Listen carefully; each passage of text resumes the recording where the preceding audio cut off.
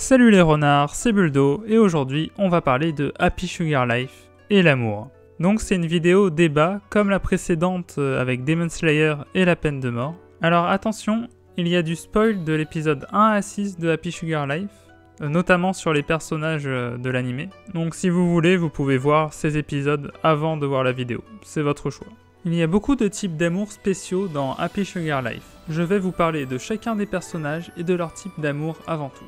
Satu qui est amoureuse de Shio, une petite fille. C'est un amour assez spécial car en fait elle l'a limite enlevée la fille. Et en fait Satu c'est un peu une lionne d'heureux vu qu'elle va se mettre à tuer tous ceux qui gênent son amour. Ensuite nous avons le professeur de Satu qui est masochiste et fan de jeunes filles.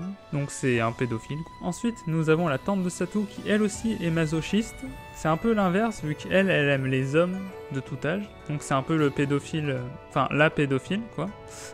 Une patronne de café qui aime les jeunes hommes et qui aime dominer, donc elle a un amour assez esclavagiste quoi. Une collègue de Satu qui possède un amour assez admiratif pour elle et qui va aller jusqu'à la copier quasiment intégralement. Nous avons aussi le frère de Shio qui aime sa sœur tellement de manière maladive qu'il finit par s'oublier quasiment lui-même. Un collègue de Satu qui a peur des femmes plus âgées à cause de la patronne de café dont on parlait juste avant justement, et qui tombe en admiration totale pour Shio, la considérant comme un ange.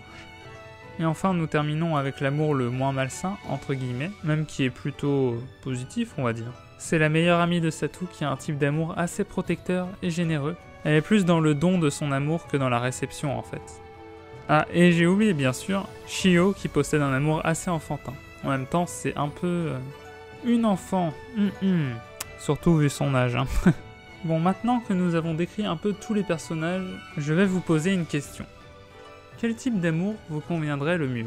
Faites-moi une liste de l'amour qui vous irait le mieux à celui qui vous va le moins bien. Vous allez me faire ça en commentaire.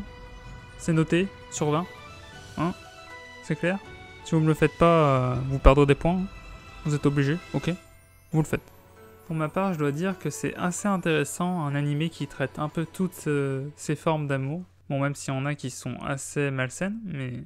Enfin, c'est surtout des formes d'amour assez malsaines. Mais c'est sympa un animé de ce type-là, qui montre un peu toutes les différentes facettes de l'amour. Et que l'amour, c'est pas vraiment tout rose, mais vraiment assez noir aussi. Je vais vous poser une autre question. Et vous, quel est votre type d'amour en particulier? Je me demande bien. Dites-moi tout en commentaire ou sur les réseaux sociaux, comme vous voulez. J'espère que la vidéo vous a plu. J'adore vraiment Happy Sugar Life, je pense que c'est un de mes animés favoris, donc peut-être que je ferai un test MBTI bientôt dessus. Et j'aimerais bien lancer le hashtag type amour, pour tenter de lancer un hashtag, voilà, pour le fun. Donc faites comme vous voulez, mais on peut tenter de le lancer.